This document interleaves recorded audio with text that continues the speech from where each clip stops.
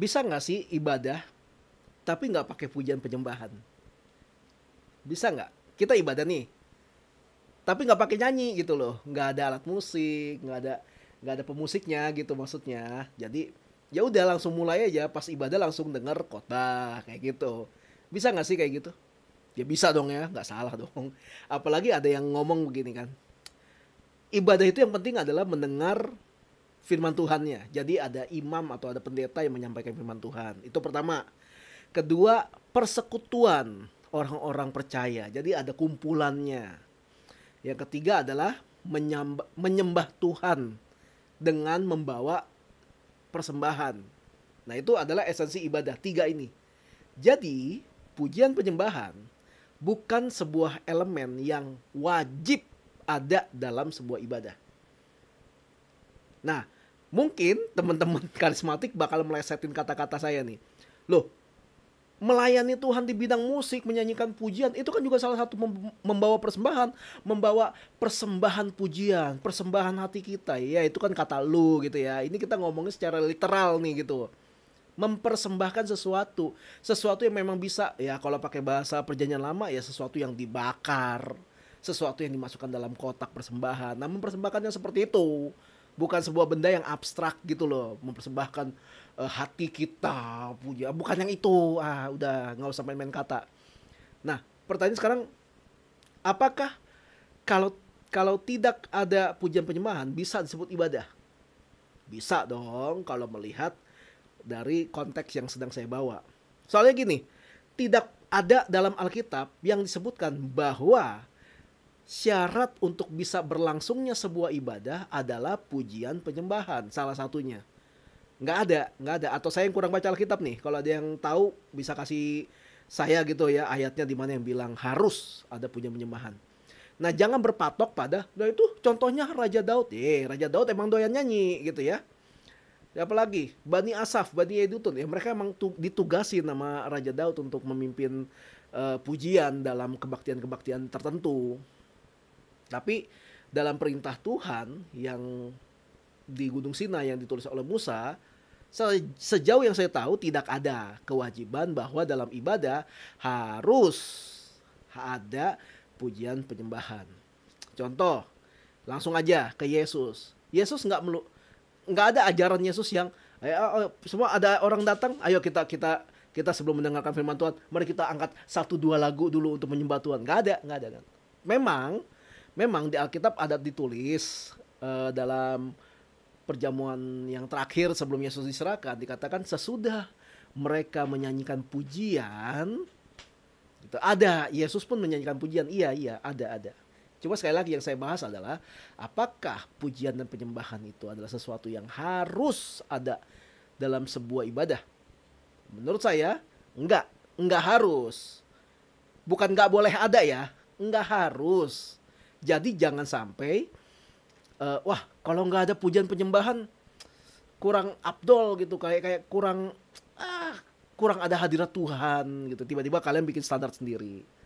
Karena gini, saya pernah sekali waktu saya melayani di gereja saya yang lama gitu ya, ada seorang katakanlah senior gereja gitu ya, dia senang dibilang senior soalnya. Dia bilang waktu ibadah tuh kebetulan yang pemain gitar itu nggak jadi datang gara-gara bannya bocor dan dia nggak ketemu tempat tambal ban. Ketika ketemu jamnya sudah jam ibadah, jadi dia nggak bisa datang. Lalu selesai ibadah, si senior ini ngomong gini, ibadahnya jadi kurang ngangkat ya, soalnya nggak ada pemain gitar. Nah, dia bikin standar sendiri. Dia ngerasa kalau nggak ada pemain gitar, ibadahnya kurang ngangkat. Apa yang mau diangkat, Pak, Bu? Apa yang mau diangkat? Jadi orang Kristen tuh banyak membuat standar-standar yang nggak perlu ada, jadi ada untuk menyusahkan diri memang. Jadi makanya kenapa gereja itu ibadah suka kacau balau, karena membuat standar-standar yang nggak perlu ada. Ibadah tuh kalau nggak ada pujian penyembahan bukan ibadah gitu, nggak kayak ibadah misalnya gitu. Ibadah tuh kalau nggak ada, misalnya kalau nggak ada kesaksian pujian bukan ibadah gitu. Nah terus ya bikin-bikinnya terus gitu standar-standarnya sendiri. Nah, Tapi apakah harus ada? Enggak. Tapi yang harus diakui kan gini, kalau ibadah nggak ada pujian penyembahan, kayaknya ada yang kurang kan? Iya gak sih? Kayaknya kalau mulai ibadah sebelum ada pujian penyembahan, kayaknya ada yang kurang deh. Nggak tahu karena memang Tuhan menaruh itu dalam hati setiap orang yang memimpin gereja, atau memang sudah terbiasa aja orang-orang harus ada pujian penyembahan baru bisa ibadah, dan mereka menamakannya itu ibadah.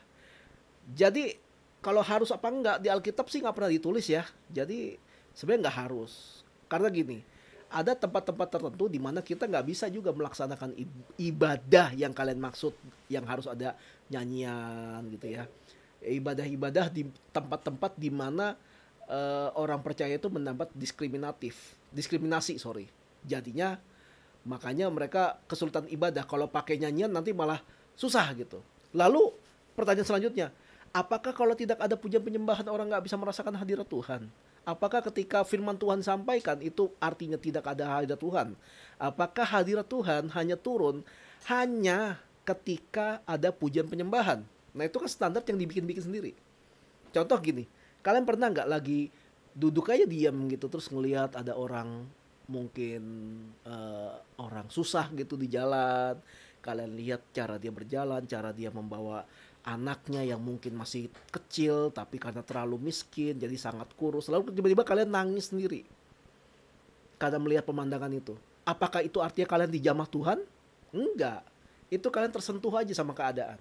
Nah saya curiga orang-orang yang bilang mesti ada pujian penyembahan baru bisa merasakan hadirat Tuhan, itu bukan sedang merasakan hadirat Tuhan, mereka tersentuh saja dengan pemusik dan pemimpin pujian yang ada tempat itu. Jadi kita harus hati-hati dengan apa yang kita rasakan, karena ibadah bukan tentang apa yang kita rasa. Ibadah itu adalah tentang apa yang Tuhan rasa. Karena ibadah kan kita menghadap Tuhan. Jadi kalau mau ada ngerasa-ngerasa, ya itu bukan bagiannya kita. Itu bagiannya Tuhan. Tuh, gue kayak kalau Tuhan sampai ngomong, gue nggak ngerasa kayak lu nyembah gue deh. Gue ngerasa kayak lu nyembah diri lu sendiri deh. Terus kalian dibawa asik aja gitu, nangis-nangis gitu, karena tersentuh dengan pemimpin pujiannya mungkin jago nyanyi, jago membuat kata-kata yang menyentuh. Pemusiknya juga, wah kalau main udah sakti banget lah, kalau sedih-sedih banget, kalau ceria-ceria banget. Nah itu kalian bukan merasakan hadirat Tuhan, kalian tersentuh aja. Coba aja kalian ikut-ikut konser-konser orkestra kayak Final Fantasy gitu, atau konsernya Josh Hisaishi. Itu juga waduh menyentuh sekali. Banyak yang nangis juga kalau dengerin musik-musik seperti itu. Apakah itu dijamah Tuhan? Ya enggak.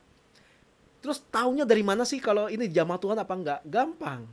Kalau jamahan Tuhan itu akan membuat sebuah perubahan hidup, dimulai dari perubahan pikiran.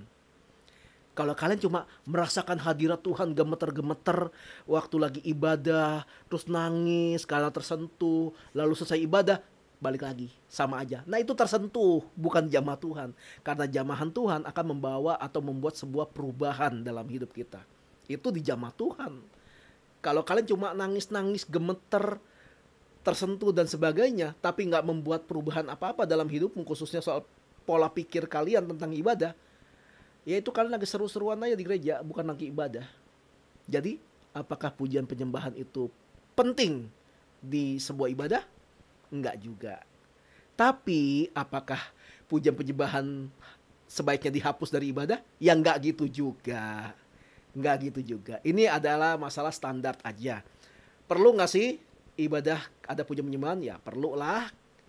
Udah terbiasa juga, dan itu cara kita mengekspresikan hati kita kepada Tuhan. Tapi kalau sampai dalam satu kondisi nggak bisa nih ada pujian penyembahan, mungkin mati listrik, mungkin pemusik nggak ada, WL juga nggak ada, ya udahlah langsung khotbah, ya sudah nggak apa-apa. Kan yang penting 3 tadi, membawa persembahan, bersekutu dengan orang percaya, dan mendengar firman Tuhan. Itu esensi ibadah. Oke, itu aja. Selamat merenung.